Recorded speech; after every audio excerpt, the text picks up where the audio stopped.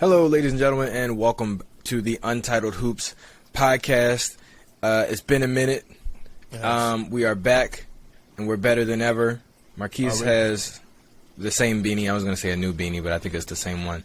My cat's getting closer and closer. By the end of this, he'll probably be on my lap. But, this is the podcast where we talk about basketball, mainly the NBA, mainly the 76ers. However, today, we will probably not be talking very much about the Sixers because today we got some shit to talk about. Some shit happened in the NBA. A few things, two things mainly. We'll start it off with number one, the Kevin Durant. Oh, wait, actually, no.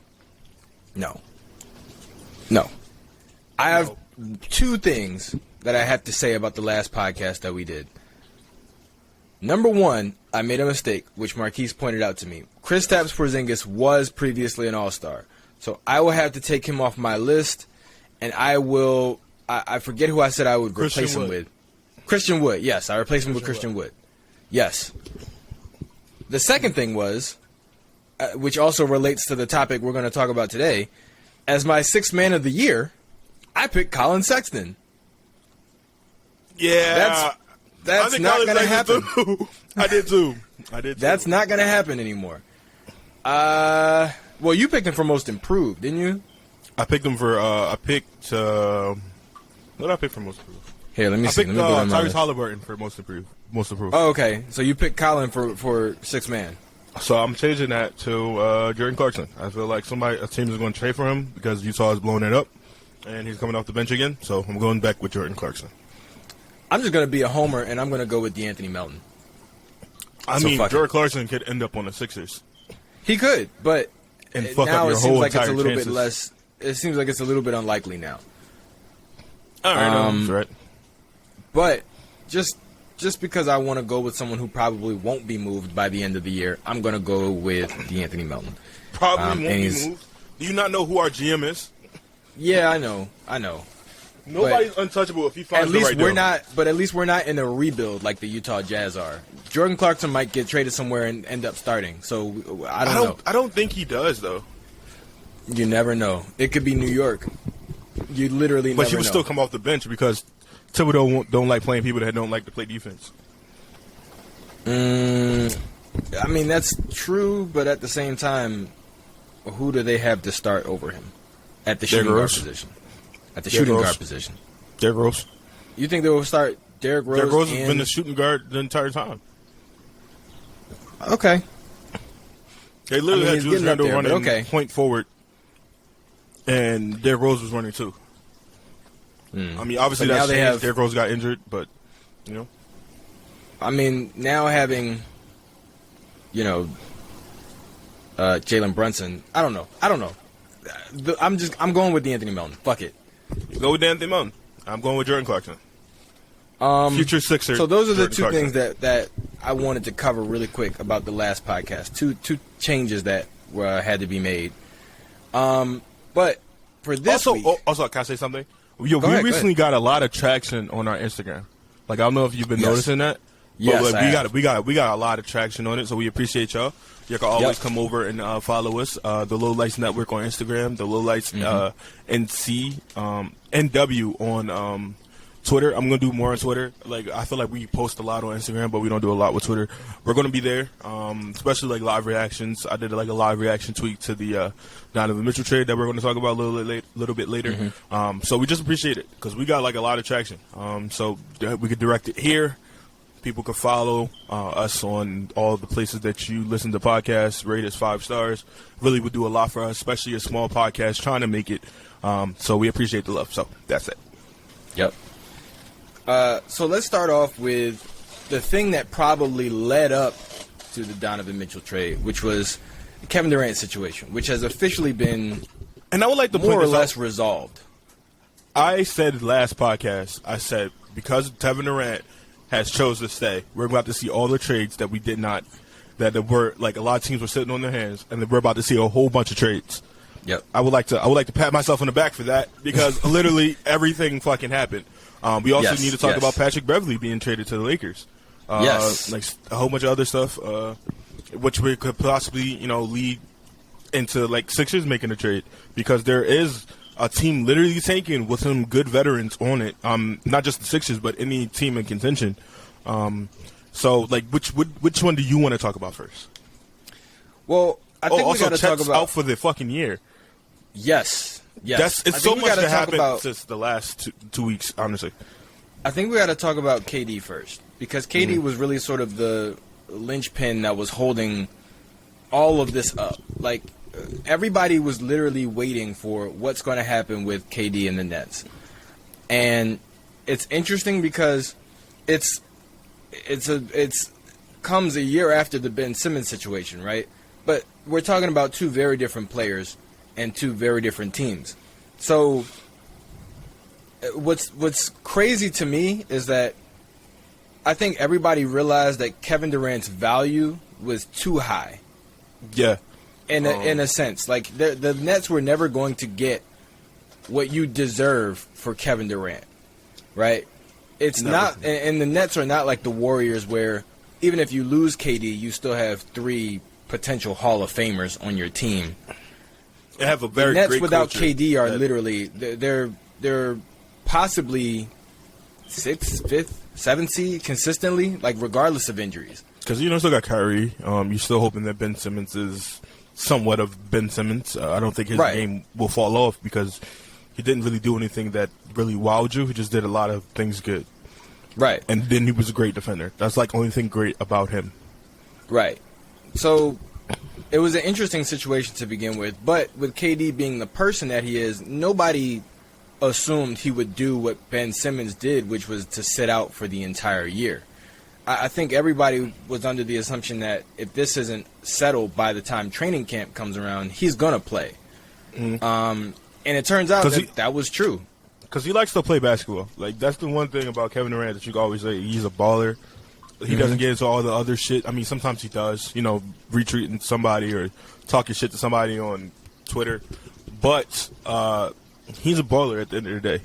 He loves basketball more than he loves the conflict. So, yeah, I knew that he was going to play regardless. But it was just a weird situation that sort of kept getting weirder until eventually it was just like, all right, both sides were just like, okay, we're done. When it was reported that Kevin Durant would consider coming back to the Nets if they fired Steve Nash and their general manager, I believe Sean Marks, everybody was kind of like, wait, what? Right. What type of request is that? That doesn't make any sense. Because it didn't make any sense for the standpoint that, one, you literally just asked for a trade. Now you're rebutting because nobody really has a package for you, or nobody's really trying to go all in for you because you're Kevin Durant. You're 34. I think you're 34, and you've coming off some serious injuries. Yeah, you're still Kevin Durant, but it looks less appetizing because, one, of your personality, your anger, which looks like you're just going through a fit and ask for a trade. But like, all in all, and also it makes it look bad on him because they gave him everything he wanted. Yeah, they literally gave him everything he wanted. You wanted Kyrie, cool. You wanted DeAndre Jordan, cool. You want DeAndre Jordan to start over Jarrett Allen, who's an all-star, in 2 years, cool. Like, You wanted Steve Nash? Cool. Now you want Steve Nash fired? Like, it's just too much. Like, at a certain line, you have to draw a line. Like, as a person, you have to draw the line somewhere. I know that you're the star. I know you're the franchise. But it's like, bro, listen, you're doing too much. Yeah. Like, you're doing too fucking much. That's kind of like the situation with Pat Riley and LeBron when LeBron wanted Eric Spoelstra fired. Pat Riley sat him down and was like, listen, bro, we could trade your ass back to Cleveland. This is my show. You're just featured on it. So somebody probably got in his ear, or he just felt like the criticism was too heavy and he had to go back on it. But, he can't do that. Like, you can't do that because you're going to fuck up everybody else's money because the CBA is right around the corner. Ben Simmons and Kyrie already fucked that up for the majority of players. You doing that shit is going to definitely, like, put a staple on it. This can't happen. Yeah. And where the league as a whole is sort of in a state of flux because, as a lot of people may not know, Chris Paul was the previous president. I believe. I think now it's C.J. McCollum. Yeah, of the Players Association. Now it's C.J. McCollum, who's been in the position for, I think this is his third. He's going into his third season or it's third his year. third or second year. I don't know, but it's recent. Yeah, and to do that when you have a CBA coming up and you have all this other stuff and you don't have a veteran, not just a veteran, but just like a very well liked and highly regarded player like a Chris Paul at the helm. Not to say that people don't like CJ. Obviously, people love CJ, but he hasn't had the time to create the connections and the reputation that Chris has as a president of the Players Association. So it's going to be a very, very, very tough negotiation with all the things that have happened. Go ahead, what did you say? What if they cut the money? Right. What if they put some type of stipulations that if you ask for a trade after you sign, it is not involved. Like, you can't even ask for a trade after you sign a multi-year contract. You can't do it. Right. Like, you got to sign a 2-year contract if you want to ask for a trade. You got to, you know what I'm saying, like that. Like, if it happens like that, obviously circumstances, but not like to the Ben Simmons, even James Harden, both times.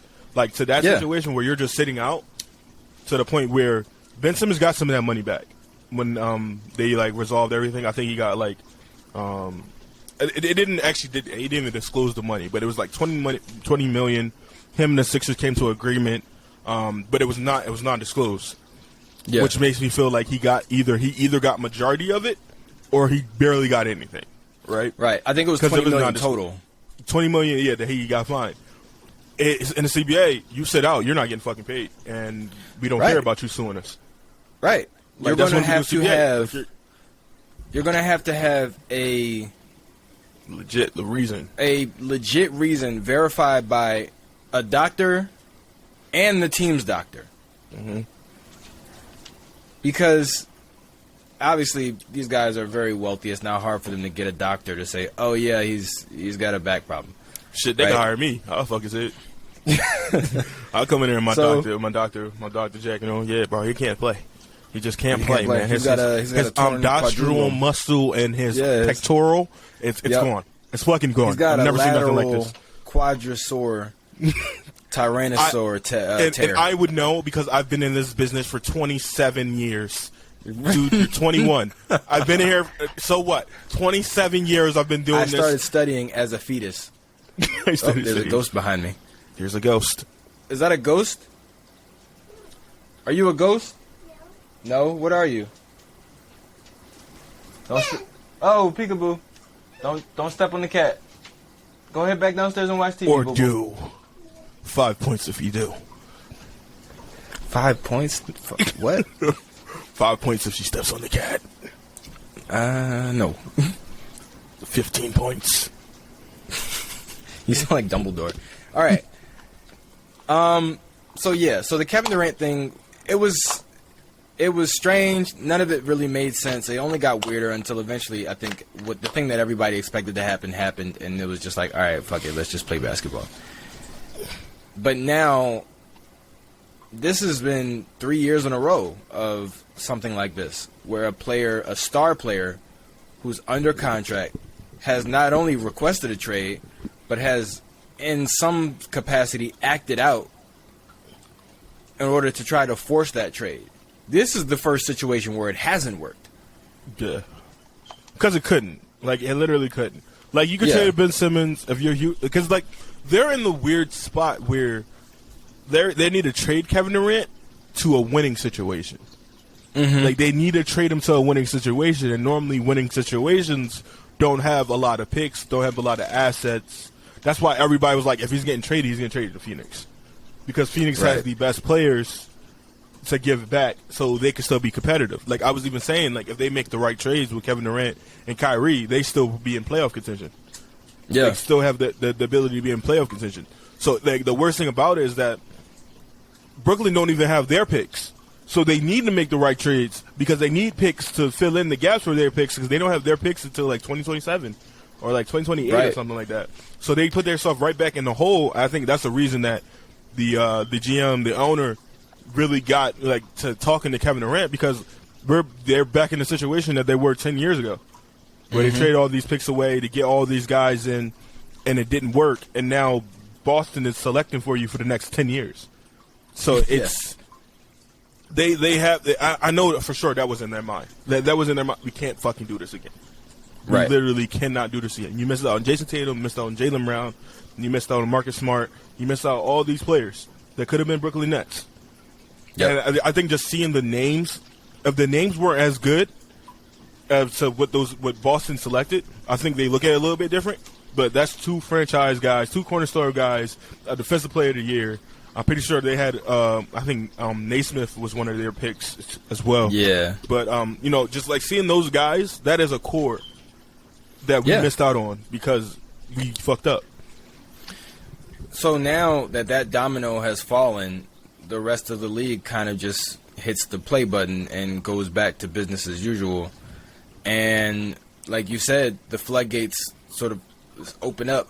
I think in addition to the KD situation, another situation that kind of threw everybody off for a while was the Rudy Gobert trade, because now it's put everyone in a position where it's just I actually like, have a question about that. What's value now? Nothing. Like absolutely fucking nothing. I actually had a question for you. If Rudy Gobert did not get the return that he did, would KD still be a Brooklyn Net? That's a good question. Probably not. I say probably not. Yeah. I just feel like that it's tough because it makes it. It's tough because it gives you that a lot of times big trades give you a rough idea of where the league is at, right? Over the course of like off season, depending on the trades that are made and the free agent moves and things like that, it can give you kind of an idea of where the league is at as far as like everybody's direction going forward. Yeah. A few years ago, I can't remember what year, 2019, the offseason, after the Raptors won the championship. That offseason was so, like, it was, everything just went crazy. And there were some trades and some free agent signings that happened that really just reshaped the league for the next couple of years. Because, like, they broke the dynasty. Exactly. They broke that dynasty, so everybody feel like, yo, it's open. Like, exactly. Like, it's open. Let's do everything possible because it's open now. But now, no more. This offseason was so different because everything felt very predictable. Like, the Golden State Warriors, they have their big three healthy again, along with some really great young pieces. They go to the finals and win the championship. The Boston Celtics, they're young, but they've all got deep playoff experience. They go to the finals, they lose, but you know they looked okay. The Milwaukee Bucks looked like they were going to be the best team in the East until one of their two key players goes down. There's not enough change for people to be like, okay, now's our time. Let's make a move. If anything, everything that you would expect to happen kind of happened. The only exception is that the teams that ended up making it maybe was a little different just because of injuries, not because of, you know, one guy wants to go somewhere or whatever. It's just like, oh, this guy hurt. This guy got hurt, so the Bucks didn't make it. Yeah. But you know next year they're going to be right back where they were at before. Same thing with the Warriors, same thing with the Celtics. Really, the only question marks are the Suns and probably the Mavericks. That's in terms of returning to where they were last year. Right, because the Suns, they're obviously, they re-signed DeAndre Ayton, but that doesn't necessarily mean they're going to keep him. They still have their issues, particularly between DeAndre Ayton and Monty Williams. By the time the season starts, who knows, maybe it'll be resolved. But which is a weird-ass conflict because they both seem like nice-ass people. Exactly. Especially Monty. Monty's been through a lot. Right. And then you have the Mavericks, who just lost Jalen Brunson, but then they replaced him with Christian Wood. So it's like you got to see what that team's going to look like. But other than that, most of the teams that were already good seem like they're still going to be good. And then some of the teams that were kind of good but were having like some injury troubles or whatever have sort of resolved those issues. The Clippers are probably going to be healthy, plus they just added John Wall. The Milwaukee Bucks are probably going to be healthy once, you know, once Chris Middleton comes back. the Denver Nuggets, they're going to be getting Michael Didn't he Porter go through Jr. another and surgery? Jamal Murray back. What'd you say? Didn't Chris Middleton go through another surgery this offseason? Yeah, I think so. I think so. But I don't think it's something that's going to keep him out for like. No, I think he's going to be ready by training camp. But I just know he just had another procedure or something like that. I think it was like his wrist or something. Yeah. So it's like the teams that were already good are still good. The teams that were kind of good but had something holding them back are probably going to fix those issues by the time the season comes around. So nothing's really changed enough for all these other teams and people to think like, all right, now's the time. Let's get it. Let's do something. Let's make a move.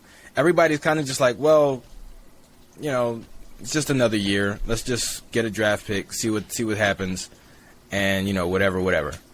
Come here. What's up?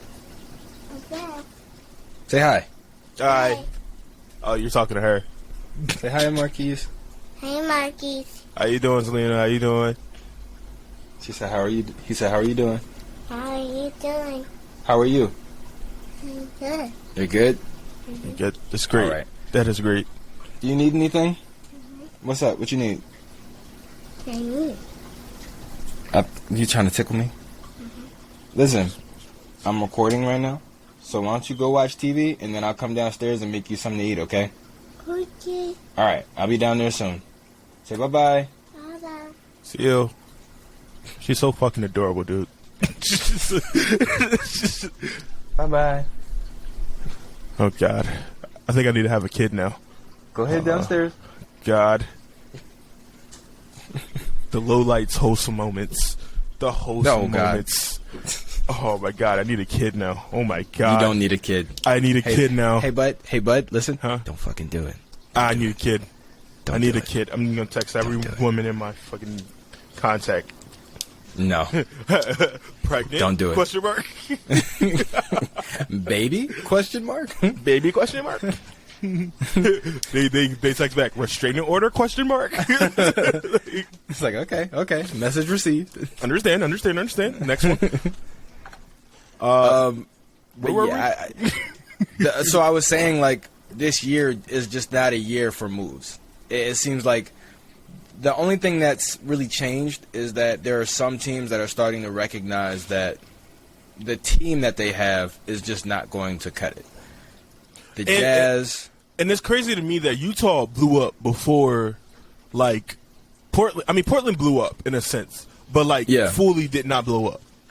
Yeah. Like, it's crazy to me that Portland is still going, and then Utah, who had a 26-year-old, 25-year-old, or 26-year-old, and Donovan Mitchell, and like a 27, 28-year-old, and Rudy Gobert, decides to blow it up. Like, it's weird because Dame is like 33, 32, or something like that, and they're still trying to keep it going. Well, it's interesting because I think one of the biggest issues is value. Like, it all comes back to value, because at 26 years old, Donovan Mitchell has the most value right now that he may ever have. Until he wins until he wins an MVP or a championship or a Finals MVP, the state that he's in right now, being good, being young, he has the most value right now that he may ever have. So, same thing goes with Rudy Gobert. Like, Rudy Gobert has the privilege and he's had the fortune of playing on a team that played to his strengths. But the minute he goes somewhere where he's expected to have a larger role offensively, you're going to see the true value of a guy like Rudy Gobert. Not to say that what he does on the defensive end isn't extremely valuable, but it's not. It doesn't take long to expose him. It is extremely valuable for his price. It's kind of a setback. Like, that's why. Exactly. When it happened, I was like, well, you could have traded for Miles Turner because they're like throwing shit away. Miles Turner does not bring the whole impact of Rudy Gobert, but the shot blocking, he's not a great rebounder for his size. So I guess that, but you also have Cat, and then if you do that trade, you probably don't have to trade Jared Vanderbilt, who's another rebounder, defender player. So it's like, I understand that you want to go all in on the guy, but unless Anthony Edwards is a superstar next year, you're capped of like 5th seed. Like they're definitely going to be in a playoff team. They're going to be in the playoffs, no plan. But it's capped. Like you're like basically a first round exit to me. Yeah, you've limited yourself offensively even more than you were before. Yeah, because like Cat is a star, but he's not a superstar. I don't see him taking that. I think when your rookie comes in his rookie year and tells you that you need to be more aggressive, when a rookie comes in and tell you, who's been in the league for 6 years already, to be more aggressive, he literally said, you got to be more like Joel Embiid. Literally. Like that is crazy. At a press game as a press conference, said that. Like just literally called you out. It's an unprecedented kind of situation. What's happened with Karl Anthony Towns and the Timberwolves? Because if you think about it, they've had so much talent go through that organization over the past 6 years, 7 years. Mm-hmm. Like going back to when Cat was drafted. Like you talk about Andrew Wiggins, Zach LaVine, Karl Anthony Towns, D'Angelo Russell, Anthony Edwards, who's entering his 3rd year now. Mm-hmm. Lauri Markkanen. Like, I mean, the amount of talent. Lauri was traded in that Jimmy trade. Yeah, he was a part of the Jimmy trade, but yeah, he didn't. He never played for the Timberwolves though. Yeah, he did. No, he did. He was the pick that they sent over. Oh yes, you're right. But no, but still, I mean, just I guess if you want to add Jimmy Butler, you can add Jimmy Butler and take off Lauri Markkanen. But I'm talking about the players that Robert they acquired. Covington, Dario Saric. I mean, I'm talking about players that they acquired either through the draft or just like in draft night trade. So yeah, I guess you could throw Jimmy Butler in there. But the amount of talent that they've had come through that organization to have the little amount of success to show for it is crazy. Like, and multiple coaches, obviously. It's an organizational thing. It's definitely it has to be. Yeah, it's not good. Like I would go. Timberwolves are the least storied franchise in the NBA. Yeah, either them or the Charlotte Hornets and the Kings. I think the Kings have a little bit more. With Oscar Robertson and all those greats. Kevin Garnett's really it. Like for the Timberwolves? Yeah, because like even you can't even go Kevin Love because they never made it.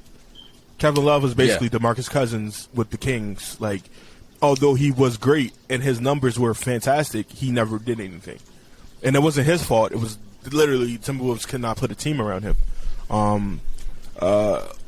And I think Charlotte Hornets are probably the least like franchise, like storied franchise, because like you can't really think of too many people that came through, except for like Alonzo Mourning and Sean Kemp and Muggsy Bogues and Larry Johnson. Yeah. I mean, Sean Kemp. But even I met Larry Johnson.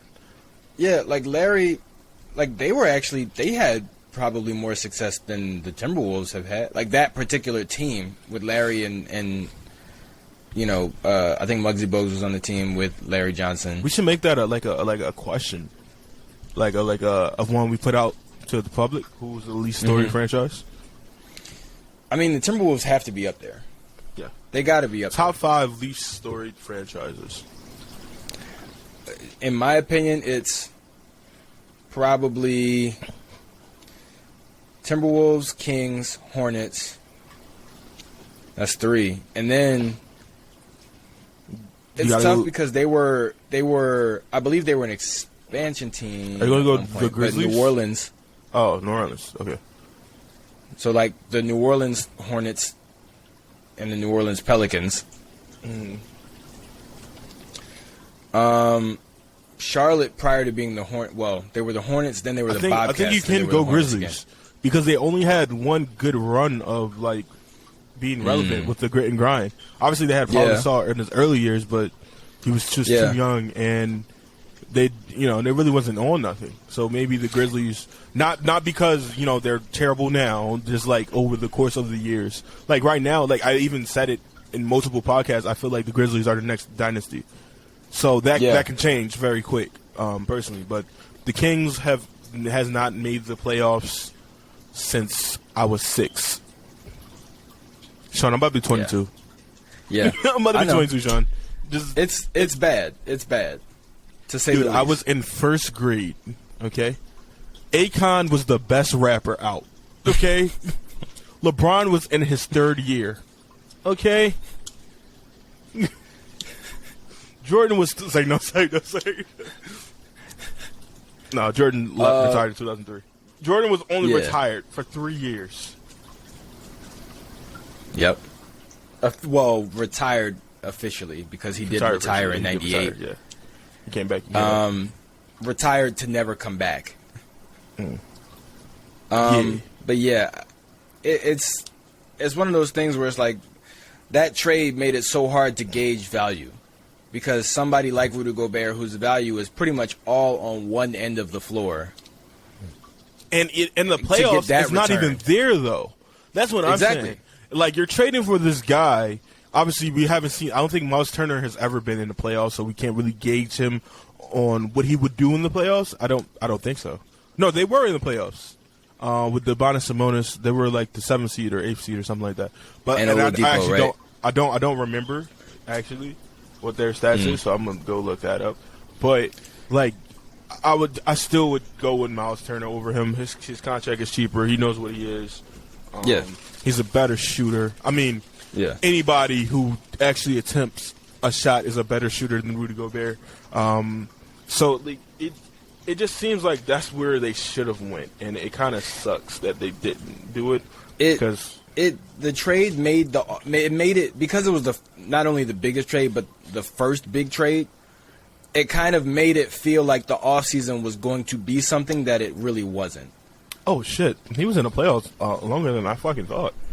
He was in the playoffs, 1, 2, 3, 4, 5. He was in the playoffs 5 years of his career. Oh, okay. Because he was there when Paul George was there. Yeah, he was. That's fucking crazy. That's crazy as fuck. His last playoff run, I mean, they got swept, but he was averaging 15, 10, and 4 blocks. Not bad at all. That's literally what you're going to get out of Rudy Gobert in the playoffs. And he was shooting 42% from 3. Miles Turner is a good player. Like he kind of upset a lot of people because people thought he was gonna be a little bit better.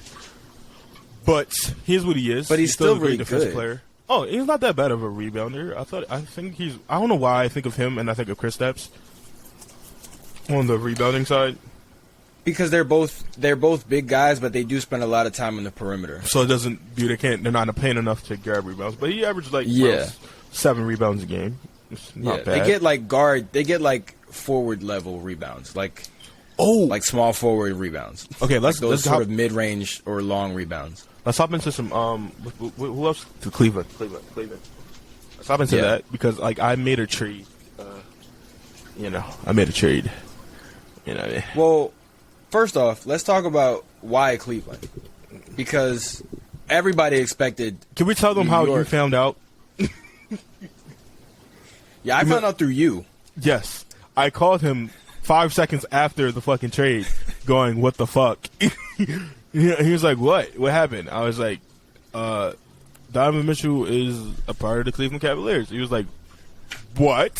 Because it's so fucking random. It was so random, but it makes sense at the same time. It did. It made sense.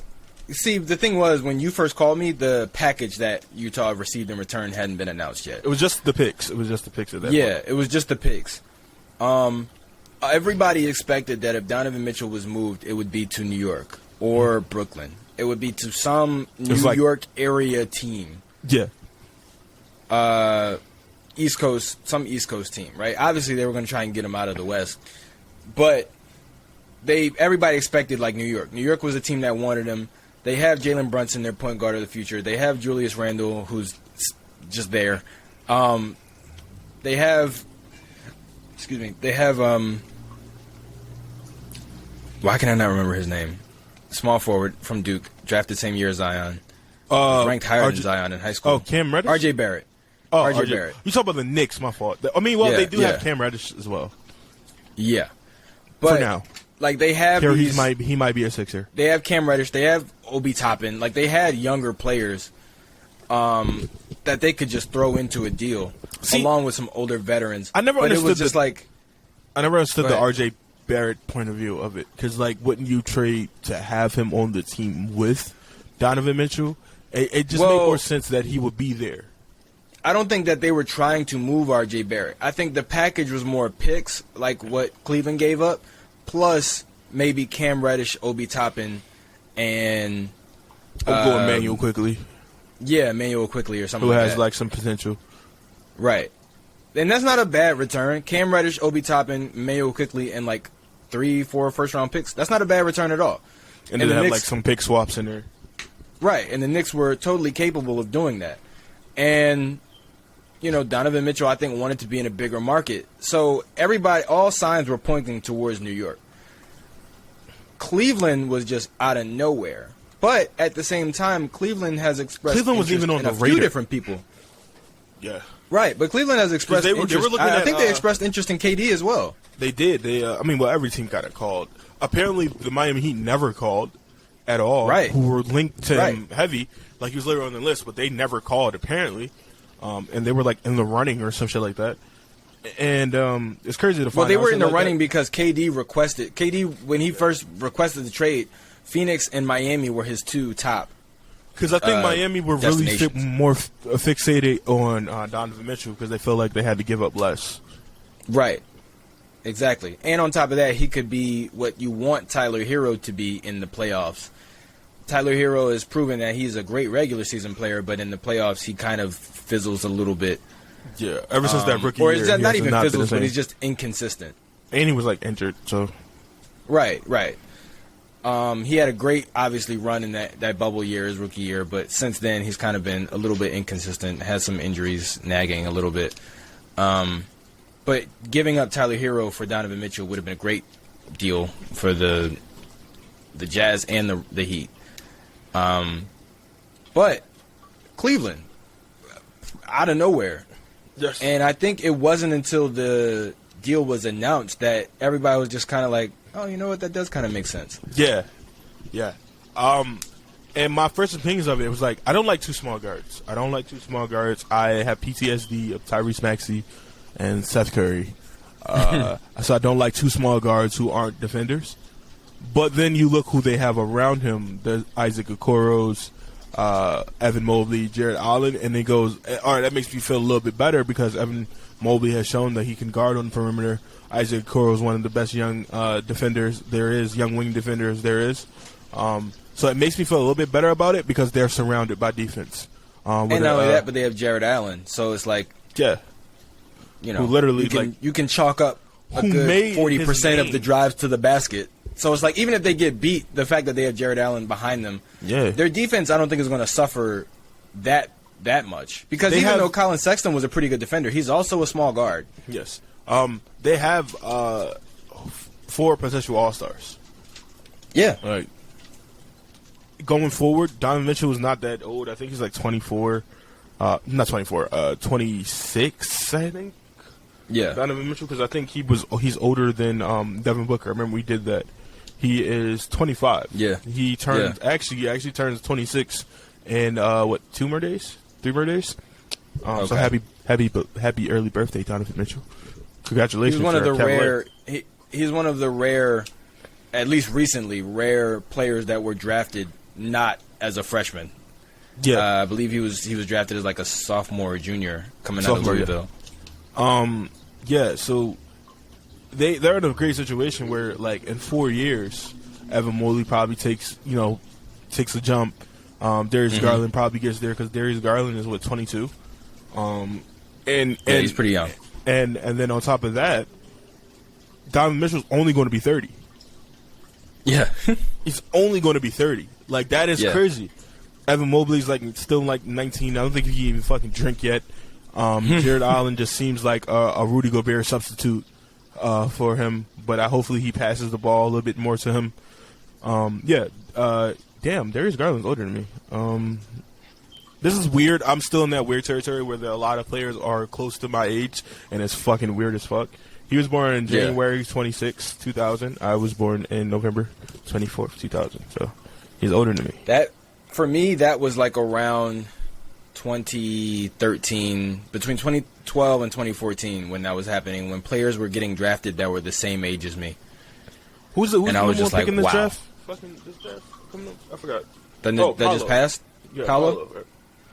Paulo's like born in fucking 2002. Yeah, he's like 3 years younger than you. Bro, that is fucking crazy. Yep. That is, I don't know why.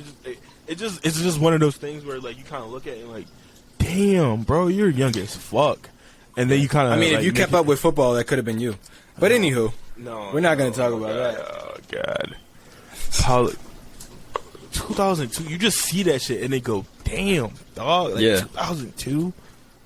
And then it's also hard think about your life. It's also hard to understand because they're so big. Like these are not like kids. Like, Paulo like, is these are huge human beings. Paulo is 6'10", 250. Yeah. That is unheard of. Yep. To be 19? 19? Hey, he was born November 2. You know what I mean? Yep. It's crazy. Yeah, the Cleveland's going to be scary. I mean, prior to Jared Allen getting injured, they were like one of the better teams in the East. They were on a really good streak. Right now, the Eastern Conference is in kind of a weird position. It's kind of like how, you know what it reminds me of? It's like, kind of like how the Sixers were back in like 2017 when LeBron was still with Cleveland, or 2018, excuse me, when like LeBron was still with Cleveland, but it was clear that he was like getting up there in age. You had like Isaiah Thomas in Boston, like those years. But the Sixers were like the young team that was like, these guys are coming. Now we're one of the teams on top, and everybody's looking at Cleveland and Boston and like, you know, even to an extent like Orlando. Like Orlando's got some young talent. You said Boston? And it's like, these guys are coming.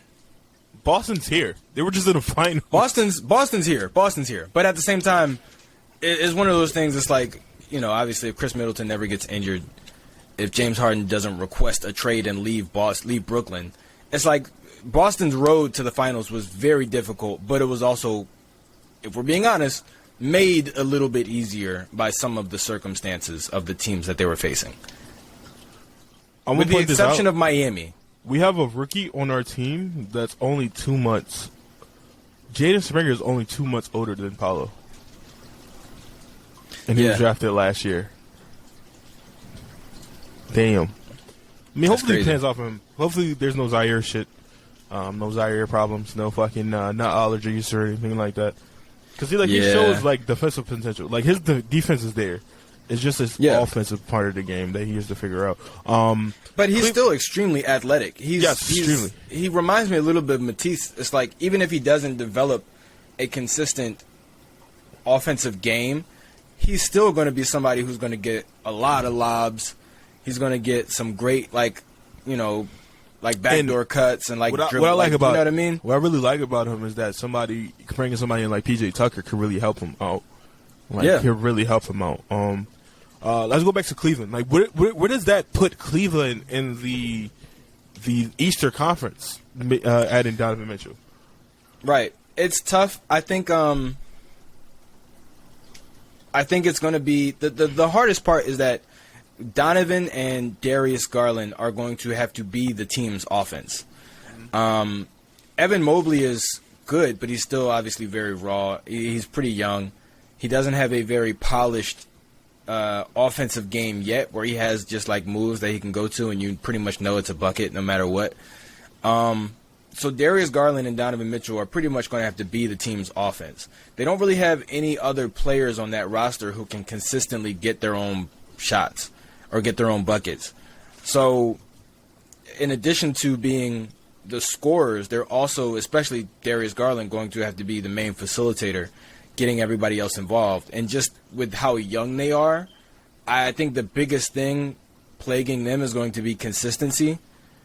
on offense and then also effort on the defensive end. And because Jared Allen can't block everything. And when you have teams like the Sixers, Evan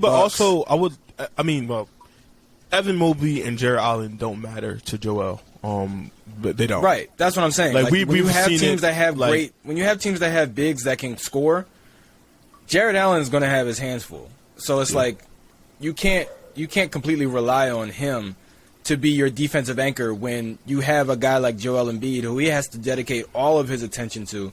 Plus, there's James Harden and Tyrese Maxey on the perimeter. So it's like you got to be on your A game on defense, even if you're playing Boston or Milwaukee, because obviously Giannis is a handful. Al Horford's getting up there in age, but he's still sneaky. He's still really consistent offensively. Always been consistent. Right. And like this, I every time I mention Al Horford, I'm like, Al Horford would definitely work for this team. Like the team we currently have with no Ben Simmons, Al Horford would work for this team. So like, I don't hate Al Horford. Like a lot of people just hate Al Horford. Like they hate him. I don't hate him. I just don't like his sister. I just don't. Yeah, I don't like his sister either. I just don't like his sister. That's it. Because it's like she's just so unnecessary. Like it's just like she called Joel a bitch or something like that. Because like he had like it's just like I understand that's your brother, but it's like certain shit. Because I think she's also in like some type of media company or something like that. It's just certain shit that you should not say. And that's just when you're in that very clearly you trying to get attention.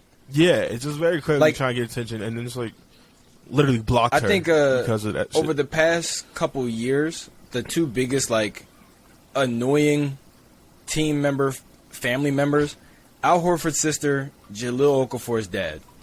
Yeah, Jahlil Okafor's dad is more understandable than Al Horford's sister. But he was like a little delusional to like his son's level of talent. Yeah, he was like, "Oh, play Jahlil, play," and it's just like, bro, when we do that, we lose. It's like you need to understand. You understand that Joel there's a now? reason. There's he almost was an all-star in 31 games. So fuck your son. His first 31 games, not just 31 games. His almost first was an all-star and still was in fucking rookie of the year consideration. And didn't play the second half of the year. Right. But January is our year. Third. He was third in rookie of the year voting. Third. And second was Dario Saric. Dario the GOAT. Bring back Dario Saric. So it's like you got two teammates who are in rookie of the year contention, and they're a center and power forward. There's just no room. Like there's nothing we can do. Yeah. Also, your son sucks. He sucks. Also, you had your son in the wrong era. Exactly. Like it's not his fault, but it's also not the Sixers' fault that he just doesn't fit.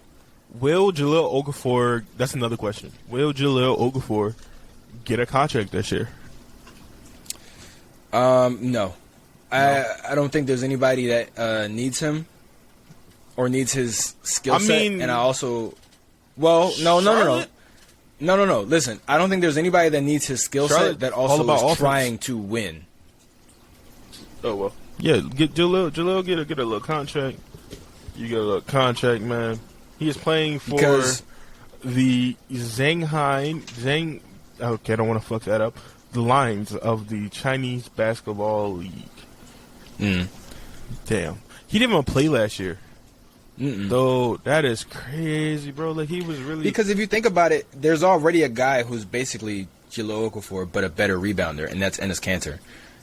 And he's barely been able to get a job, and he's been bounced around the league for pretty much his entire career. The reason Enes Kanter does Enes Freedom, yes, and Enes Kanter Freedom.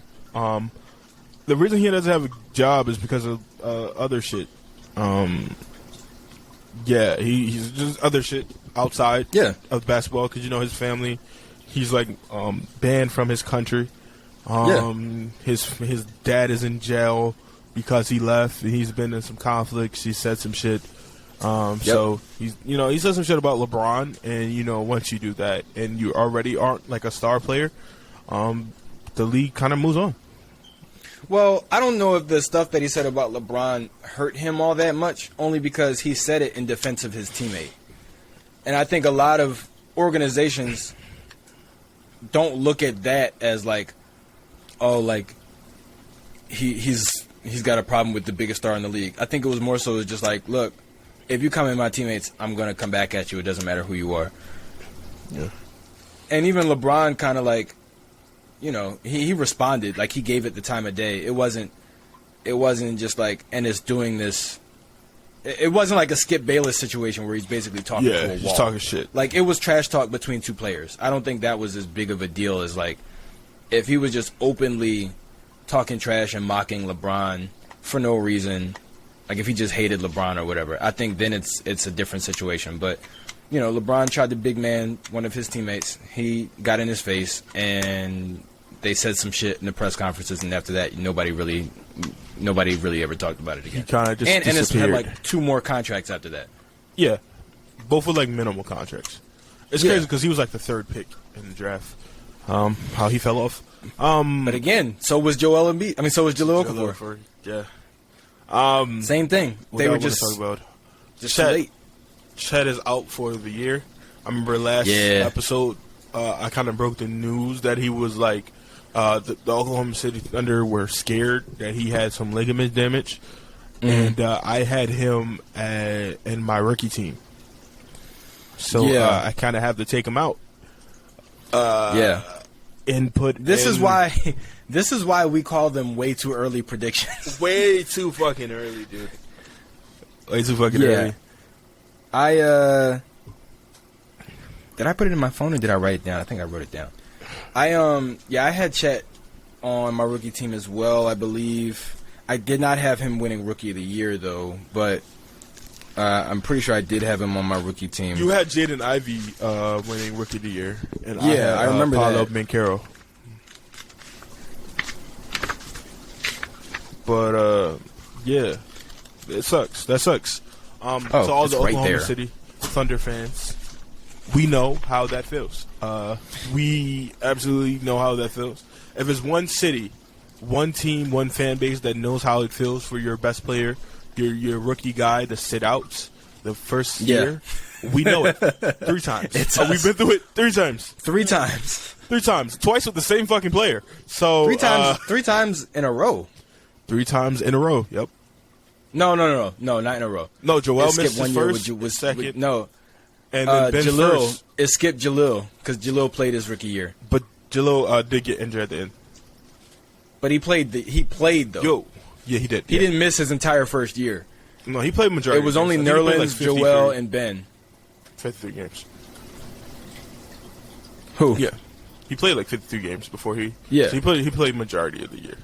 Yeah, Nerlens, Joel, and Ben were the ones who missed their entire first year. And only one of them are still on the team. The one that matters. Mm-hmm. Well, I actually wouldn't mind having Nerlens back, but it just kind of Nerlens seems wouldn't that be a terrible Paul Reed is backup center. Excuse me. kind of Nerlens, plus he could play on the perimeter. Defensive wise, Yeah. can play on the perimeter. Yeah, but Chet, like OKC fans, keep your head up because you got a chance to tank again. Just tank again, give Victor, and then you could have an all fucking 7-foot lineup with like Shea. So you have Shea, put Chet at the 2, go what's his name? Paku. Pokashevsky, Yeah, Poku, and then you have Victor. You know, just all 7-foot lineup. Not to mention they still have Josh Giddey. Yeah, Josh Giddey. You have both the Jalen's. Yeah. Literally both the Jalen Williamses. Yeah. It's crazy how there's 2 Jalen Williams, and they draft On and the you same have team. both of them. Yep. You have both of them. Those practices are going to be fucking annoying. Yeah. At least, see, the thing is, their names are spelled different. Not the Williams, but Jalen. They spelled Jalen differently. But it almost doesn't even matter because they're like the same height. They have the same hair. They're not. No? One's I thought a they were center. pretty close in height. One's a center and one's a guard.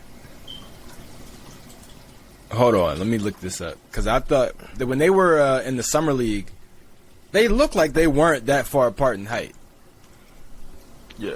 Jalen is 6'10", and then the other Jalen is 6'6". Oh, okay, so 4. All right. I mean, still 4 Oh, inches. yeah, I see it now. But their hair is basically the same. I Yeah. mean, It's tough. It's gonna be tough either way. It's gonna be awkward. It's gonna be awkward. Light skin Jalen. Light skin Jalen. We need light skin Jalen for this. Dark skin Jalen. You next play. In Summer League, I can't remember if it was Doris Burke or like somebody, but they were like easy solution. One is J Will, the other one is J Dub. I was like, that's that not was easy. I think it was Ross. Yeah, Ross Gold. Yeah. So it's like that's the best that we're gonna. That's the best they have. Or you're just gonna have to start calling them by their numbers. Because I mean that's what numbers are for, right? Right, to differentiate the players. Yep. One So was it's like, the 12th hey, pick, the other one was the 34th pick. Yeah. So the one that was drafted before gets to be called Jalen. The other one has to change his name. Yeah, one is J1, the other is J2. Or go by middle names. Ooh, that's smart. Go by middle names. Unless they both have the same middle name. and we Oh just my don't God! know If they it both yet. have it. So Jalen Williams, the guard, his middle name is Devon, and Jalen Williams, the center, middle name is Michael. So All we're right, good. so We're Devon good on and that. Michael. Devon and Michael. Nice. All Michael right. Williams. That's like one of the most generic fucking names That in the is like- history of names. That's like Michael a Williams. 2K computer character. Right, NPCs. Like, I'm Michael Williams. Yeah, I'm I'm your an agent, accountant. Michael Williams. I'm an accountant. We kind of went through everything. Can I show you my trade? Yes. Well, I can't show you my trade. Actually, What do you mean? You can share your screen. I Yeah. can show you my trade. All right. Yeah. Let me go full screen right here. All right. There's a trade. We're gonna walk through. We're gonna walk through this. Can I share? I just want to share my screen. I want to share screen one. I have two screens. Share it. Okay. A little flex. You know what I mean? So I call this Sixers get added to the Cleveland trade. Okay. So did you do this before it actually? You did this after it actually happened. After it happened, like literally, like. So 10 this is minutes not after. something that can happen. No, this can't happen now. So. Okay. Or it can, because you know how late they be doing shit. They be like, well, we were working on it ever since it happened.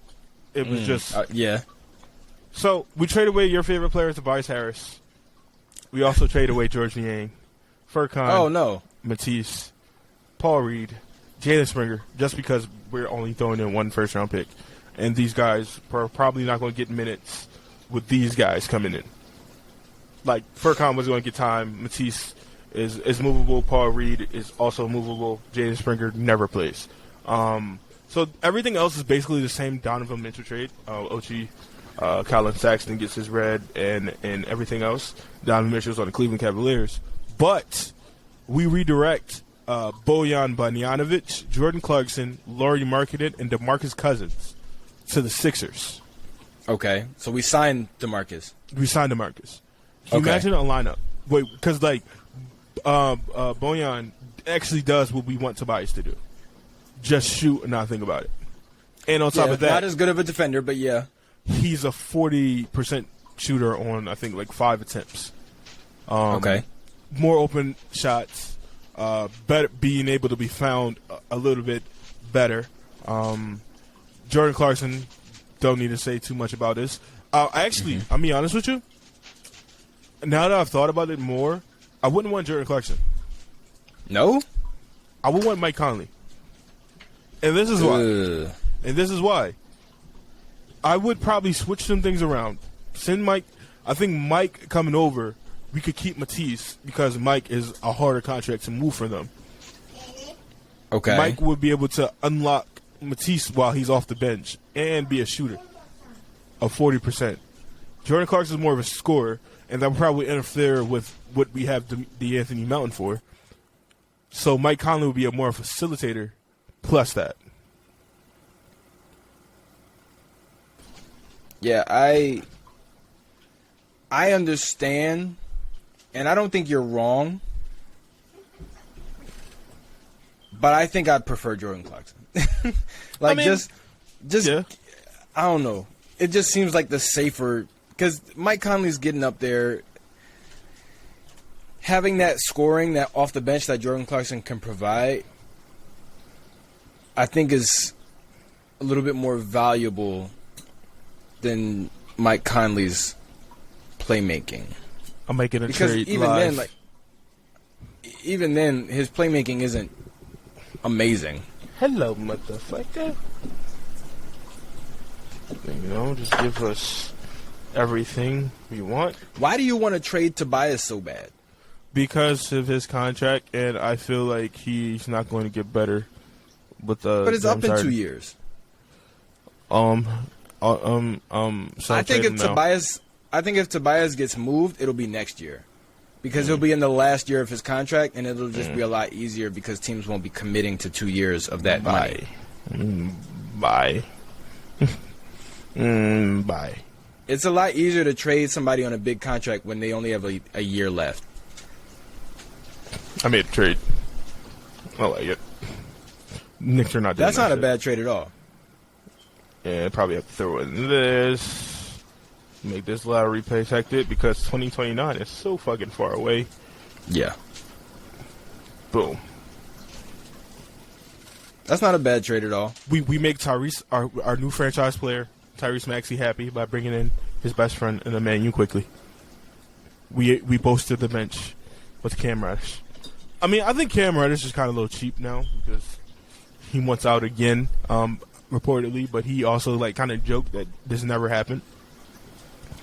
I don't know why Tyrese Maxey is all the way down here. Because of money. It's organized by money. Oh, okay, well. He's only making 2.7, so that's why he's so far down. Yeah.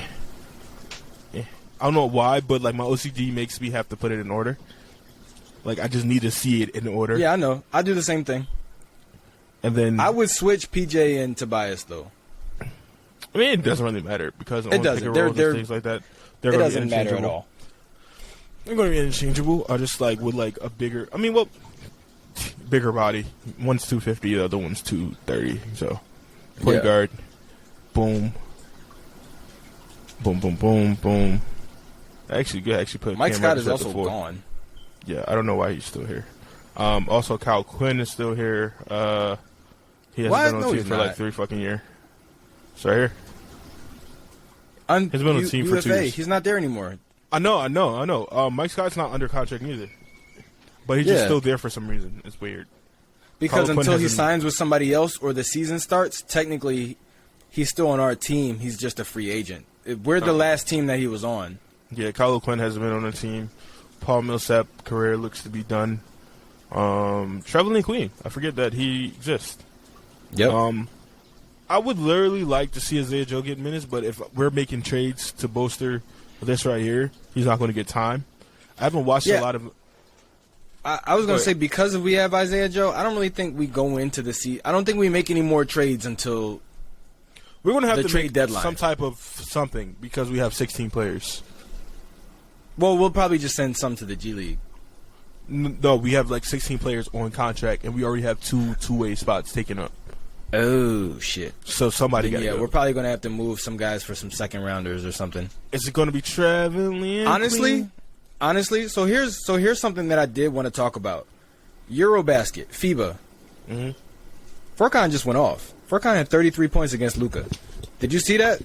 I did not see it. So Furkan led Turkey. I don't know if they won against Slovenia, but Furkan had 33 points against the Slovenian national team with Luka Doncic playing. Some people were joking that this was Furkan's "Don't Trade Me" game.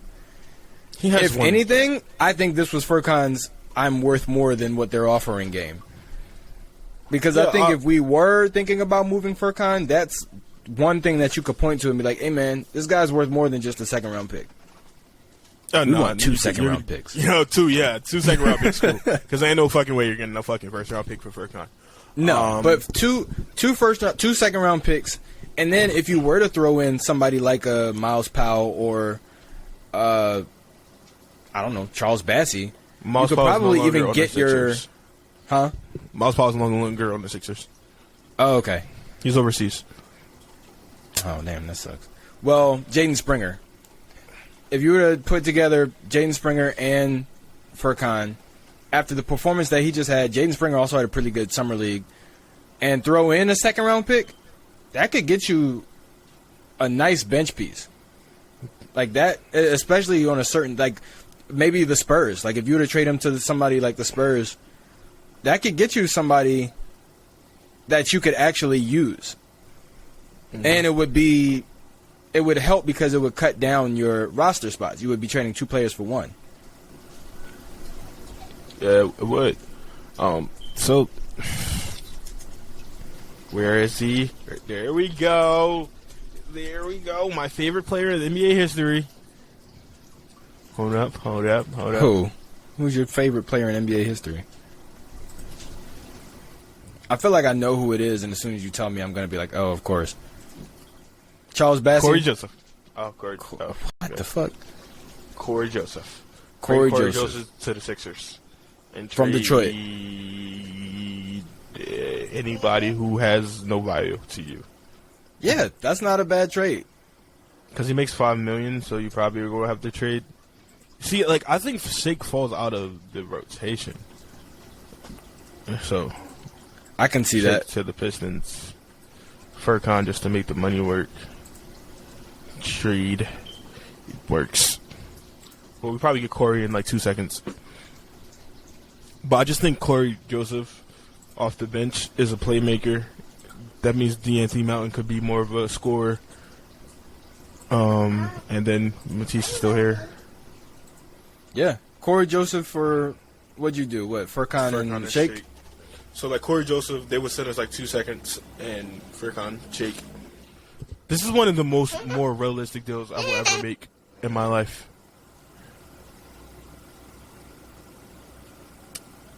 This was one of the most realistic deals. Yeah, that's not bad at all. I like that. I think trades like that are what the Sixers need to do. I'm a GM god, so what can I say? I'm a GM god. I mean, there's a guy in San Antonio that is a shooter. Kind of reminds me of Kyle Korver. He has a nickname of McBuckets. Doug McDermott. Doug McDermott is over there in San Antonio. Go get him. See, because Doug's making so much more money, you would have to move more players to acquire him. Tobias Harris. No. You have PJ now. You have PJ now. That's not going to work. What you mean it's not going to work? I mean, it's probably not going to work for the Spurs. Like, I don't think they want to take on that much money. And on top of that, if you trade the Spurs, they're not being competitive. They want young players. All right, and then they can just flip Tobias. No, they can't. If it was that easy, then we could do it. I mean, the Boston Celtics, the Oklahoma City Thunder flipped fucking Al Horford. And who's better? Back Al to the Horford team that had him. Right, that's what I'm saying. But and still, needed him. They did it. But still did it. There's going to be a team that needs Tobias Harris, or they could just buy him out. Probably not going to buy him out because that's like $60 million, though. Yeah. But like they need to spend money. Like if let's say we make, I'm gonna put it back on there. Right. Let's say we make a trade. Right. Boom. Let's say we want Josh Richardson and Doug McDermott. We trade. Where the fuck are you, Tobias? Am I high right now? Oh, he's right here. Boom. He's at the top. No, he's not. That's damn. He's still making more money than both of them motherfuckers. Yeah. And then we would trade first round pick, right? Boom. This is yours. You can have it. We will take these two guys that are going to help you win, and you take this guy, buy him out, because look, they're $90 million for their roster. That is not that is not even the cap, bro. So they could trade him, get some young assets that like a team does not think are going to fit for their team. Like I could see Tobias going to like the Pacers or a team like that where they could use a 4 like Tobias, or make this even a 3-team trade where the Pacers are involved. Let's just do that. Fuck it. Let's fucking do it. Tobias, you're a Pacer now. Boom, boom, and then who don't they trust? Well, they're a young team, so it's like it's gonna be fucking hard to find players that they don't like. So maybe the Pacers aren't a good example. But there's a team out there that could use a Tobias. Probably not in the East because apparently I just feel like Tobias would fucking kill us in a fucking game. The Lakers don't have no fucking money. The Trailblazers probably don't have no fucking money either. Tobias on the Trailblazers. Boom. He's a Trailblazer for life. And now they go, well, we don't see Nasir Little being good. You could go to the Spurs. Justice Winslow, we don't really like you. You could go to the Spurs. Does that make up for Tobias Harris $37 million? No, not at all. Not even close. But what about Tobias Harris? What about Tobias Harris to New York for Derrick Rose and Evan Fournier? See, now you're cooking with gas. You're cooking with gas right now, bud. You're cooking with gas. Tobias, if I'm going to trade, see, here's the thing. I don't want to trade Tobias. I'm not on the trade Tobias train. I understand the contract thing is a big deal, but at the same time, it's like it just is what it is. He's got 2 years left. If you are going to move him, it'd be easier to do it next year rather than this year. But if we are going to move him because we have PJ Tucker, I would want to move him for a 3, like a true small forward and somebody who can come off the bench.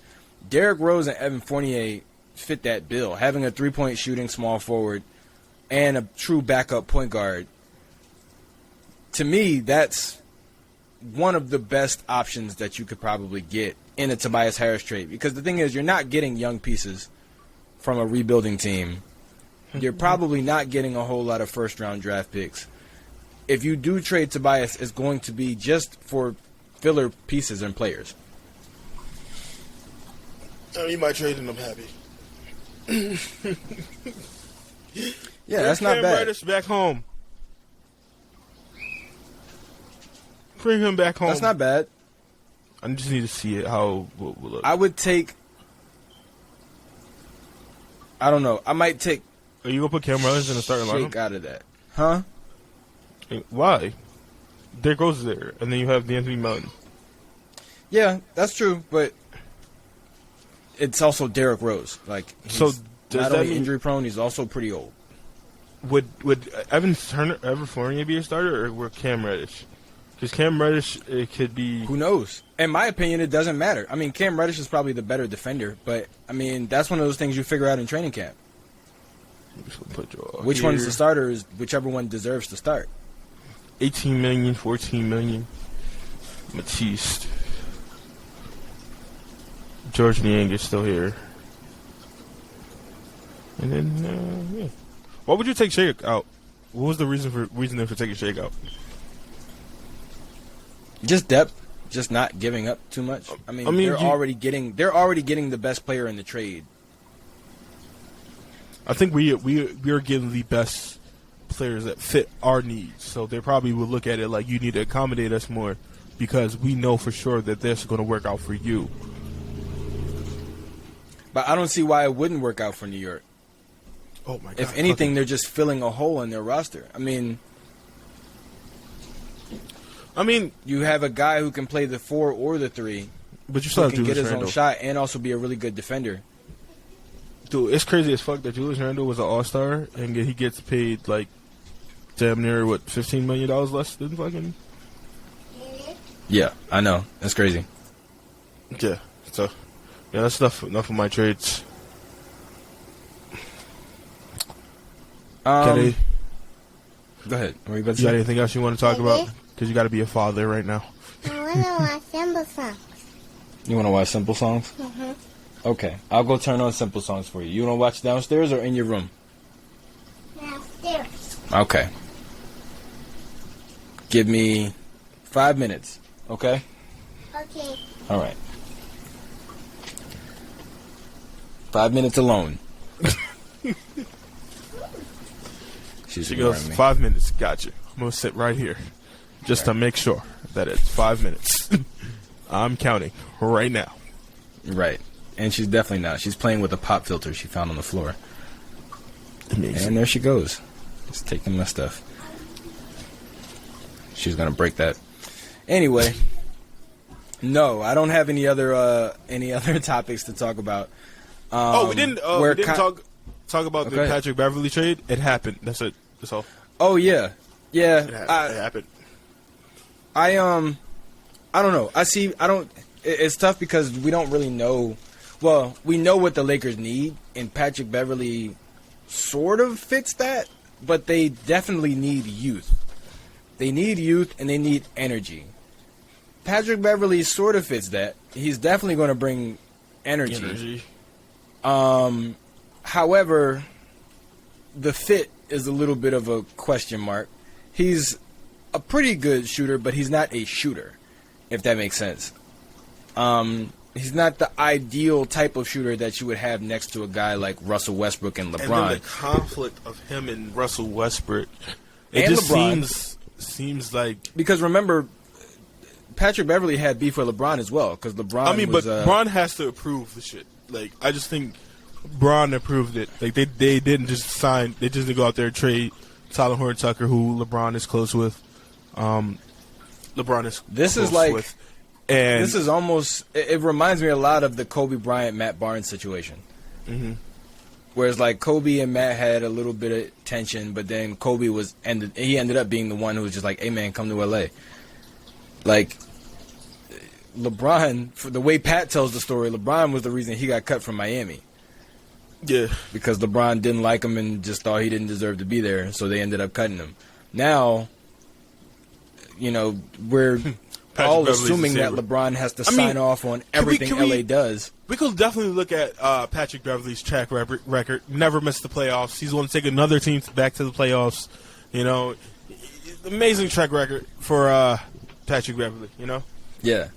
But it's like the things that Patrick Beverley does best aren't necessarily the things that LA really needed. He's definitely going to help, but he's not like the off-ball movement shooter that LA really needed. He's not the young, cheap, like high energy guy that LA was really looking for. His energy is definitely a little bit more vocal than anything else. And that might rub some people the wrong way, especially when you have a team full of veterans. It just seems like he's going to rub somebody the wrong way. There's going to be some shit. Like, we see some shit between Anthony Davis and fucking Dwight Howard. Yeah. So, you know for sure there's going to be some type of fucking... It's going to be something. They're two hotheads. There is going to be something, whether it's going to be told out of practice or it's going to happen on the court or happen on the sidelines. It's going to be something. You know, who knows? Maybe this is one of those odd pairings that we expect nothing of it or nothing from it, and it actually works. But it just doesn't seem like it. It just, the personalities, the egos. I just think it's hard.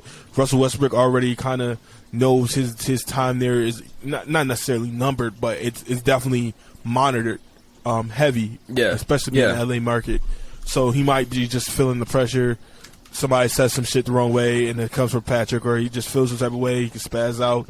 You know, it's just a lot. So the Lakers, you guys got to do something. So yeah, I think the Lakers as an organization are sort of just banking on this being the last couple years that they have to deal with this. Mm-hmm. It's weird. It's like it's like they did all this for a championship, and then they got the championship, and then now they're kind of like, all right, we're kind of sick of this. We're kind of just doing it now. Because, like, you kind of think, if you win a championship, that gives you some type of, like, leeway the rest of the years, right? So let's say if Damian Lillard wins a championship, like, let's say if Portland won a championship, CJ probably still on the team. Like, there's probably still guys on the team because it's like, well, we won ours. Let's just keep the band together just because. Exactly. Like, same the thing Sixers... goes with... Go ahead. What? Go ahead. I was going to say it's not 100% the same situation because it's a different sport. But look at the Eagles. Like, they won a Super Bowl, and after that, they had a lot of issues of just, like, their older players getting hurt. And it's just like, well, they were here when we won the Super Bowl. They got theirs. They're not necessarily worried about it. But it's just like, we probably should have traded Lane Johnson a while ago. We probably should have traded Brandon Graham. Like, there's guys who are just older who are not performing at the same level who any other team would have probably moved. But because they won us the Super Bowl just, 4 years ago, it's like, all right, well, we'll just keep them around. And I think the NFL is more rare that a player stays with the team the entirety of his career. Yeah, exactly. than basketball, where like if you win one championship and you're still competitive after that, like say look like a Dirk situation where he's only won one championship, but his team remained competitive after that. That they were like, fuck it. Yeah, they were like, fuck it, bro. Listen, we're gonna rock out with you. You're our guy. Right. We feel loyalty towards you. Like if Joel wins a championship, no matter what happens, we're gonna rock out with Joel. Like rock out with Joel, because like we both know if there's no championship in the next 2-3 years, they're gonna blow this shit up.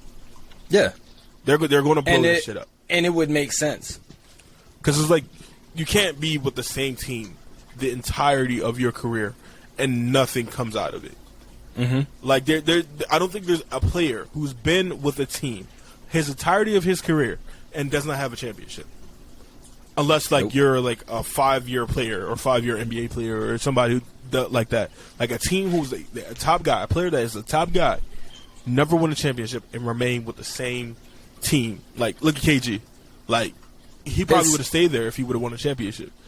It's happened very few times, and like you said, it were players who just didn't have long careers. Like you think about guys like Brandon Roy, only played with Portland, was a great player, but was very like 8 short years? career. 8 yeah, years? like very, very short career. Y'all mean so it's like 8 years? It doesn't happen very often, and when you do have guys who are top guys who still don't win a championship ever, they usually try to look at for some it, yeah. point at a different team. Like, right, Charles Barkley played for multiple teams. Allen Iverson played for multiple teams. Like there's plenty of guys who were great Hall of Fame players that never won a championship, but they tried doing it. They moved at some point. They moved on. Yeah, at some point it's like you just got to go after it because maybe your like even James your Harden. teammates or your organization, they're just not doing what they need to do, or it could just be circumstantial. Like you look at a team like Portland, right? Like had Portland not dealt with the injuries that they did, like we saw Brandon Roy, Greg Oden, LaMarcus Aldridge, like they had one season where they were all healthy and they won like I think over 60 games. But it was only one season and they could never all be healthy at the same time ever again. So it's like sometimes the organization does the best that they can do, but it's just circumstances. Sometimes things just fall apart. Because they might be the rare situation where he stays here his entirety of his career. Maybe Bradley too, Bradley Beal, but it's not going to happen a lot. Those guys have a lot of loyalty to their cities and are comfortable with just having the money and just competing and playing basketball. So maybe we see more players like that, but I doubt it. Because the team also has to do what's best for the team.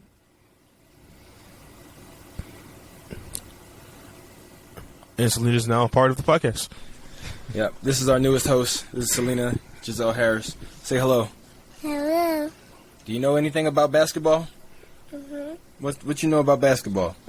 My basketball. Do you play basketball?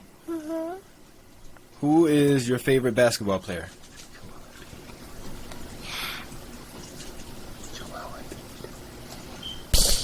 No, you gotta say it loud. Say Joel Embiid. Joel Embiid. Did you just Say it loud, Traveling boy. Queen? Say it loud. It's gonna be. Joel Embiid? Oh, smart. Joel Embiid. Smart. Yeah, okay. Smart. She just completely said that on her own. I didn't even know she was an Embiid fan. That's crazy. You have amazing taste. All right. Amazing. Did you have anything else that you had to talk about? No, that was it. Go be a father. Go be an award-winning father. You sound like I'm a deadbeat and you're trying to get me back in her life. Go be a father, Sean. No. Look, you see yourself? Looking at yourself? All right. I see Selena. Yeah, you see Selena. All right, this is going to become something completely different. So we're going to go ahead and end this now. So, ladies and gentlemen, this has been another episode of the Untitled Hoops podcast starring myself, Sean. Over there is our other host, Marquise. Sometimes. AKA Mr. Beanie, a.k.a. Marquise Sometimes. This is the newest addition to the pod, Miss Selena Harris. Look at that. Oh, God. All right. And That's a wrap. Make sure you go and follow us on Instagram. Our Instagram has been popping lately. Follow us on Twitter so you can see live tweets from Marquise whenever something big happens in the NBA. Make sure you follow us on YouTube. Go subscribe to the YouTube channel. Go comment. Go like videos. Do all that cool stuff. It helps us out with the algorithm and everything. Hey, miss, I need you to be quiet. I need you to be quiet, okay? I need you to be quiet. And never forget to look both ways before you cross the street. That's right. That's right. Also, go on the website and buy merch. blackflagent.online. Also go watch our new program that we just come out with called This Really Happened, where we just tell stories that may or may not be true. You have to decide. Marquise, today's the day. Today's the day. Was your story true? My story was true. Your story was true. It was true. It was a very specific, I can't say words, specific story. So I felt like it was true. It was 100% We found out true. yesterday that Tyrese's story was not true. He, in fact, did not get into a fight with Count from Sesame Street. I believed it. I believe both of your stories. Yeah, my story was true. Yeah. Literally, if we had time, I would call my mom and she would fucking start dying of laughter. Well, that's still something that you can do, and we'll just post it on Instagram or Twitter or whatever later. So it's yet another reason to follow us on all of our social medias. Yeah, and go buy merch. Go buy merch. Go take your credit card and you take it to the website and you buy merch right now. Kids, Right are you now. listening to this? Go into your mom's wallet. Take out her card. Read me the numbers. Read me the 3 numbers on the back. Read me the little dates. Just read me all the numbers. And if it's I'll in take it there, from there. if it's in there, grab her social security card. Right, And tell us those right. numbers as well. Right. Okay. It's only we'll buy you cereal. All right. We'll buy It's a you prize. cereal. It's a contest. It's a contest. Yes. If you want free tickets to a Philadelphia Soul game, we can go. All right, that's it. All right, goodbye, everybody. Bye.